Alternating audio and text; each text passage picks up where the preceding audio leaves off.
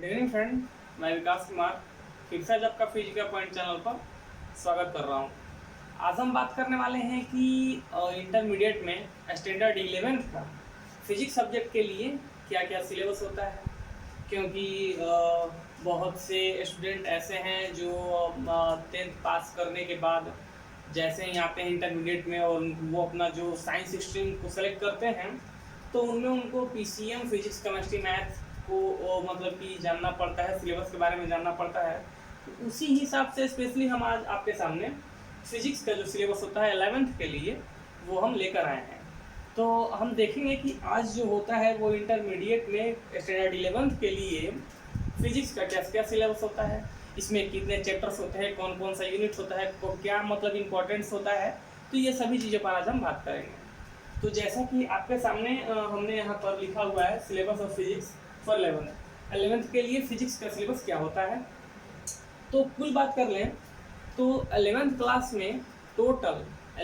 में total physics के लिए 10 यूनिट होते हैं, 10 यूनिट होता है और हर यूनिट में चैप्टर्स होते हैं, तो वो हम देखेंगे। तो जैसा कि आपको दिखाई दे रहा होगा कि यहाँ पर यूनिट 1 फर्स्ट यूनिट जो होता है फिजिक्स का वो ये होता है physical world and measurement. First unit जो फिजिक्स का होता है वो होता है फिजिकल वर्ल्ड एंड मेजरमेंट। इसमें आता है आपका 2 चैप्टर। तो हालांकि फर्स्ट चैप्टर जो होता है वो फिजिकल वर्ल्ड का ही होता है, उसमें आपको ये जानना पड़ता है कि फिजिक्स क्या है, उस चीज़ के मतलब कि आगे आपको ये जानना पड़ता है कि फिजिक्स का स्कोप जो होता है वो कहाँ कहाँ कैसे कैसे होता है। तो बेसिकली वो एक थ्योरेटिकल चीज़ है, उसमें इतना ये नहीं है विस्तृत रूप से, बस फिजिक्स का क्या क्या कंडीशन है, उसका एडवांटेज डिसएडवांटेज ये सब चीज़ें हैं। तो हम क्या किए हैं इसमें कि चैप्टर 1 में मेनली हम डाल दिए हैं यूनिट एंड मेजरमेंट, और चैप्टर टू में अपने हिसाब से मतलब कि क्या बोलते हैं उसको अपने मतलब अपने व्यू के अनुसार उसमें हम सेकंड चैप्टर में वेक्टर डाल दिए हैं। हालांकि स्पेशली कोई वेक्टर जो चैप्टर है वो किसी मतलब मोशंस वगैरह चैप्टर में डाल दिया जाता है, लेकिन हम क्या किए हैं कि वेक्टर को एक अलग से चैप्टर डाल दिए हैं, एक अलग से चैप्टर बना लिए हैं। ठीक है, हालांकि आप जब भी फिजिक्स का बुक खोलिएगा तो वेक्टर जो होता है वो मोशंस वाले चैप्टर में ही उसको इन्वॉल्व कर दिया जाता है, लेकिन हम क्या किया यहाँ पर कि वेक्टर को एक अलग से ही चैप्टर बना लिए हैं।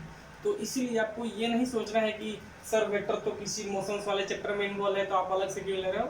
तो वो हम अपने हिसाब ले रहे हैं, क्योंकि वेक्टर जो होता है मेरे ख्याल से आपको डेप्थ में जानना बेहद ज़रूरी होता है, क्योंकि वेक्टर्स जो होता है वो इतना इंपॉर्टेंस हो जाता है, क्योंकि ये जो होता है एक अलग से क्वेश्चंस अपना मतलब कि बना लेता है, और साथ साथ इसका इंपॉर्टेंट जो होता है वो फिजिक्स के लिए साथ साथ मैथ के लिए भी जरूरी हो जाता है। तो इसीलिए हम फर्स्ट चैप्टर को यूनिट एंड मेजरमेंट लेते हैं और सेकंड चैप्टर को वेक्टर लेते हैं जो यूनिट 1 में आता है। उसी तरह से सेकंड यूनिट जो होता है काइनेमेटिक्स जो होता है वो मोशंस के लिए होता है, स्पेशली कि जो मोशंस रेस्ट वगैरह हम लोग पढ़ते हैं वो काइनेमेटिक्स यूनिट में आता है। तो इसमें 2 चैप्टर होते हैं, इसमें भी जो थर्ड चैप्टर है वो मोशन इन स्ट्रेट लाइन, और जो फोर्थ चैप्टर है वो मोशन इन प्लेन होता है। तो इसमें आपको प्लेन वगैरह में आपको प्रोजेक्टाइल मोशंस वगैरह के बारे में जानकारी लेना है, और motion in straight line general motion के बारे में बात होता है। उसी तरह से हमारा थर्ड यूनिट जो होता है वो है law of motions. Third unit क्या है? Law of motions. इसमें एक चैप्टर होता है जिसका नाम ही है लॉ ऑफ मोशंस। इसमें आपको क्या पढ़ना है कि मोशंस के नियम के बारे में पढ़ना है, कौन कौन सा नियम होता है। तो ये सब चीज़ जो होता है वो लॉ ऑफ मोशंस में आता है। उसी तरह से फोर्थ यूनिट जो होता है वो होता है work energy and power. Fourth unit जो होता है वर्क एनर्जी एंड पावर, और इसमें एक चैप्टर पड़ता है चैप्टर 6। तो इस चैप्टर का ही नाम है work energy and power. Chapter का नाम ही है वर्क एनर्जी एंड पावर, जो उसके यूनिट पर रखा गया है। इसमें आपको वर्क और उसके साथ एनर्जी क्या क्या मतलब ये जो चीज़ है वो सब इसमें रिलेट किया गया है। उसी तरह से यूनिट 5 जो होता है वो है motion of system of particles and rigid body. ये यूनिट 5 है। तो इसमें क्या होता है कि स्पेशली एक चैप्टर पढ़ता है, तो इसमें हम लोग पार्टिकल्स के उसके मैटर्स मतलब कि क्या उसका प्रॉपर्टीज है, और साथ साथ वो कितना रिजिड है, क्या है कंडीशंस कंस्टिट्यूएंट्स ऑफ पार्टिकल्स के बारे में पढ़ते हैं। और उसी में एक काफ़ी इंपॉर्टेंट टॉपिक आता है सेंटर ऑफ मास। तो ये जो होता है वो आपको यूनिट 5 का चैप्टर 6 में मिल जाएगा, चैप्टर 7 में मिल जाएगा।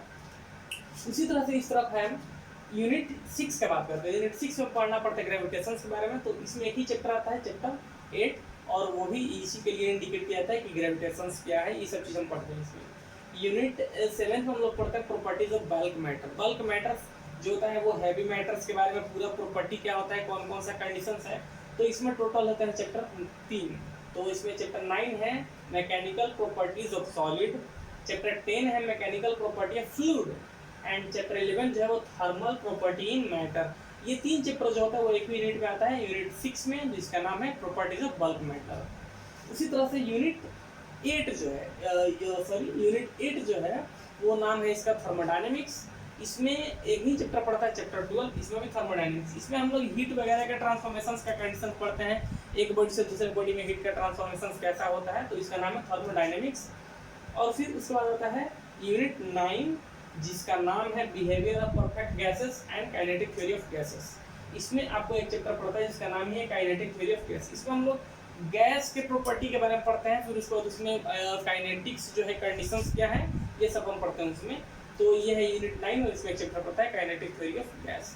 उसी तरह से यहाँ पर यूनिट 10 है। यूनिट 10 में देखिए क्या है, यूनिट 10 ऑसिलेशन एंड वेव।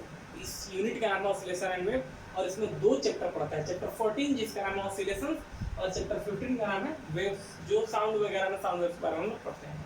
तो ये टोटल यहाँ पर 10 यूनिट है और 10 यूनिट में अपने चैप्टर को देख लीजिए। तो ये हमारे पास एक प्लान हो गया, मतलब ये एक तरह से लेक्चर प्लान जो हो गया, ये सिलेबस जो है प्लान हमको दे देता है। हमको इसी को फॉलो करते हुए जो 11th का फिजिक्स है उसको पढ़ना है और इसमें कौन कौन सा चैप्टर कितने इंपॉर्टेंट्स हैं वो हम लोग जैसे जैसे अपना सिलेबस को आगे बढ़ाते जाएंगे, जैसे जैसे हमारा लेक्चर आगे बढ़ता जाएगा उस तरह से आपको इसका इंपॉर्टेंस पता चलेगा। तो हम स्टार्ट करेंगे, हालांकि हमारा जो स्टार्टिंग का कंडीशन होगा हम यूनिट 1 से ही स्टार्ट करेंगे और इसमें हालांकि 2 चैप्टर्स है, यूनिट एंड मेजरमेंट और दूसरा चैप्टर वेक्टर। तो इसी के हिसाब से हम यहाँ से शुरू करेंगे। तो आज तो हम बेसिकली आपको सिलेबस के बारे में जानकारी दे दिए कि क्या क्या कितना सिलेबस, कौन कौन सा यूनिट क्या चैप्टर होता है 11th के फिजिक्स के लिए। तो हालांकि हमने आपको सब चीज़ दिखा दिया। तो अब आगे जो होगा, जो आपको हमने बता दिया है कि 11th का फिजिक्स स्टार्ट हो रहा है हमारे चैनल पे, तो वहाँ पर जो हमारा फर्स्ट लेक्चर्स होगा वो होगा फर्स्ट यूनिट के लिए फिजिकल वर्ल्ड एंड मेजरमेंट और इसमें हमारा चैप्टर 1 जो होगा स्टार्ट होगा। तो आप लोग जो भी हो, जितने भी स्टूडेंट आपके फ्रेंड हैं, इनसे बोलो कि आप हमारे चैनल को सब्सक्राइब कर लें, क्योंकि वहाँ पर जो होगा 11th का जैसे ही कोई नया वीडियो जो होगा, जो नया लेक्चर जो होगा वो आएगा तो सबसे पहले नोटिफिकेशन आपके पास पहुँच जाएगा।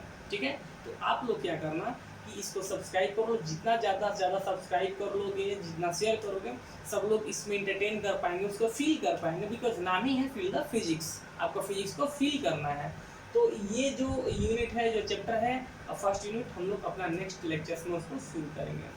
आई होप कि आपको जो ये सिलेबस का प्लानिंग है आपको अच्छा लगा होगा।